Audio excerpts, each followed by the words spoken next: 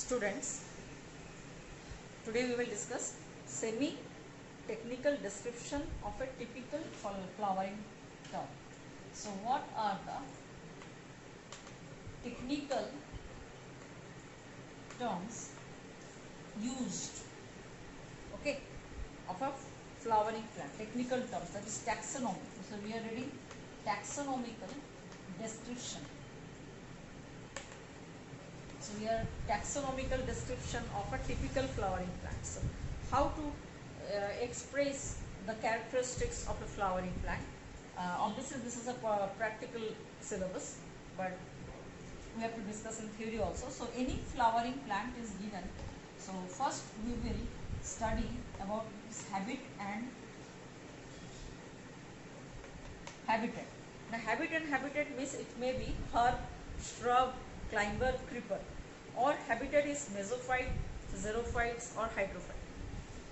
After this we used to write the type of root system. It may be tap root system or fibrous root system or adventitious root system, whatever it may be. Now after the root we will study its stem. Now stem, color, then its erect stem or climber or creeper, whatever it may be. And next one is, after that, leaf we will study. Now leaf again, what is the shape of leaf, what is the type of phyllotaxy is present there, and color is what. Then we come to inflorescence.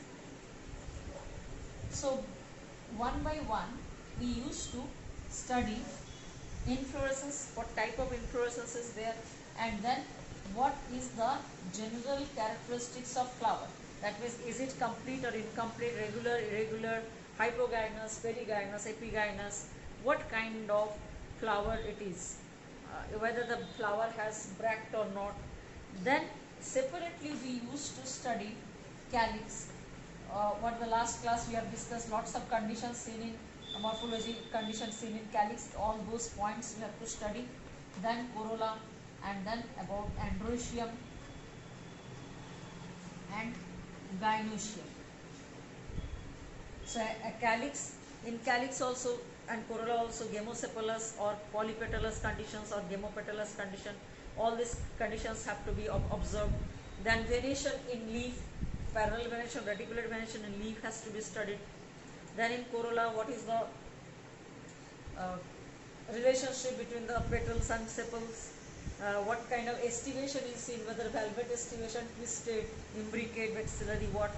Then similarly androecium, basifixed, dorsifixed, anther is fixed to the filament, so what kind of fixation is there, what kind of addition of stamen or cohesion of stamens are there.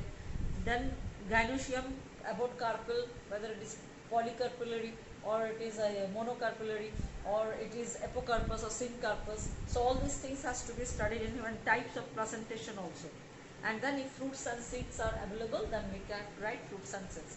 Along with this, one major thing that we have to write when we study a flowering plant, that is taxonomically, floral formula, and then floral diagram. So floral formula is what? What is floral formula? It is the symbolic representation of floral characters of a flower. So that is called floral formula. And whereas the floral diagram is the information about the number of parts of a flower, their arrangement, relation, what is the relation between the members, all these things we study in floral formula and floral diagram. So let's see what is the floral formula. Lots of symbols are used when you describe the characteristics. So taxonomists use lots of symbols for that descriptions. So suppose a flower has bract or bracteate, then we used to write BR, or if it is not there we write EBR. Similarly BRL, that is bracteole, then we write ebracteolate. Similarly actinomorphic and zygomorphic condition. So like this actinomorphic and zygomorphic conditions are there. Then bisexual, then it is like this, and if it is unisexual, either this or this one, okay, female and female separate. Then if corolla is there, the corolla is naturally denoted as C, corolla, and calyx is denoted as K. Now if corolla is 5, then we write 5 like this, and then jointed, then we put the bracket, and if it is gamopetalous, and or else we write polypetalous like that. If it is K, then calyx we are writing. If it is 5, then gamocephalous condition, or it is polycephalous condition, we write like this. Okay, so calyx and corolla. Then androecium, that is denoted as A. Now if numerous stamens are there, then we write infinity. Then if it is joined, then we write like this. Okay, and then if there is a relation between the androecium and the petals, like corolla is 5, and if stamens are jointed with this corolla, that is epipetalous condition, then we give a line at the top. Okay, and similarly gynoecium, we write gynoecium G, and then if it is ovary is pentacarpellary, we write 5. If it is syncarpous condition, joined, and if the ovary is superior, then we give a line. Below it we give a line, and if it is inferior, then we write like this at the top, and if it is semi-inferior, then we write like this in the middle. So these are the conditions like superior, inferior and semi-inferior symbols. So number of symbols are used to write floral formula. So if it is suppose diadelphous condition, now stamens, we are talking about the stamens, that is calyx. Okay, now if it is diadelphous condition, then we write 9 bracket then plus 1. So this is showing the diadelphous condition, but this one is showing monoadelphous condition because numerous stamens are there and they are all joined. So this is the floral formula. Now if you come to now next is floral diagram. So how to draw a floral diagram? So floral diagram is a sketch, approximate sketch when you see the flower from the topmost view. So how the floral diagrams are arranged? So first of all, a mother axis is drawn, that is the flower is having joint with the stem, and then the outer fold, if it is having bract or bracteate, then we used to denote like this, bract or bracteate. Then calyx is there. So suppose here 5 calyx are there, so you draw like this 5 calyx. In this way 5 calyx are drawn. Okay, and then if it is corolla,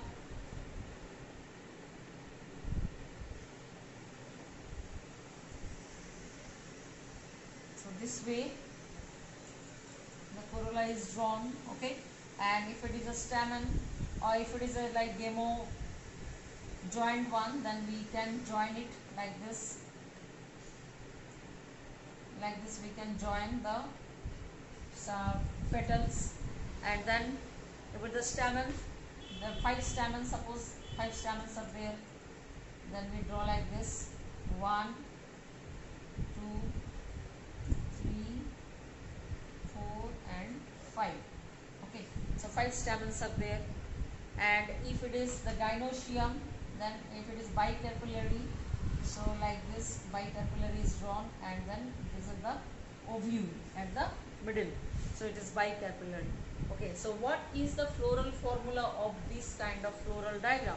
So it is a floral formula is, it is an actinomorphic complete flower. Yes, it is bisexual flower, so we write like this. And then if it is K, that is calyx, how many? Calyx is 5 and they are free, so we don't give bracket.